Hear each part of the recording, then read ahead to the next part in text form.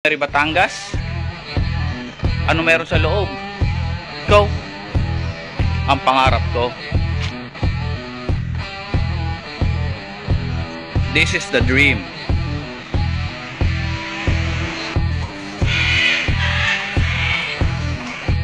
Welcome to the BMW Motorcycles Museum Collection. You believe it's a BMW Classic. It's a Zundap. It's a 75cc motorcycle. Sabi raw pang babae, pero okay na sa akin. These are 1941 BMW R75, the most sophisticated motorcycle during World War II. With sidecar, trailer. Kala mo, alam no, binasa ko lang naman. Original tong baril na naka-attach. Talagang, okay. Paano ko masasabing original lahat to? This is a 1940 BMW R35. A very rare model ng BMW. A 1939 BMW R12 World War II motorcycle. Another rare model. Engines of the BMW bike. A 1926 BMW R42, one of the oldest BMW motorcycles. Yo. Ito, no? 1936 BMW R2.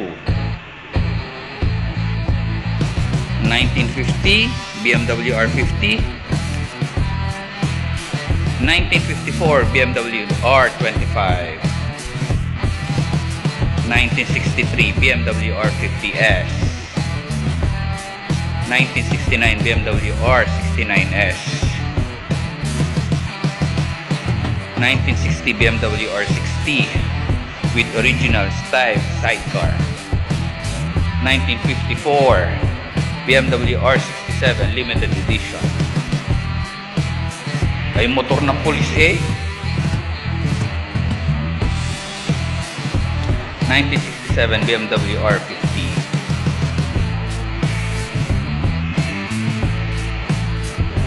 Dati ito yung lagayan ng mga parts ng mga BMW. Ano kala nyo? Casket? 1957 BMW R26. 1955 BMW R25. Single piston. 1968 BMW R69S. 1964 BMW R27. 1957 BMW R69. A 1964 BMW R50 with personalized green color. A 1958 BMW R50 red personalized color. 1969 BMW R69S. 1967 BMW R69S with original Heinrich fairing. 1965 R50 with original laser special fairing. Ooh. The classic 1976 BMW R90S.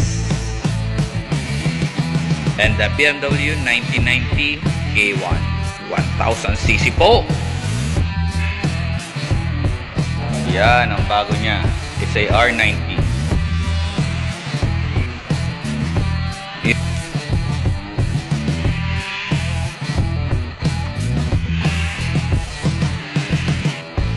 Ito yung three-wheeler nila. The 1959 BMW Isetta. Isetta.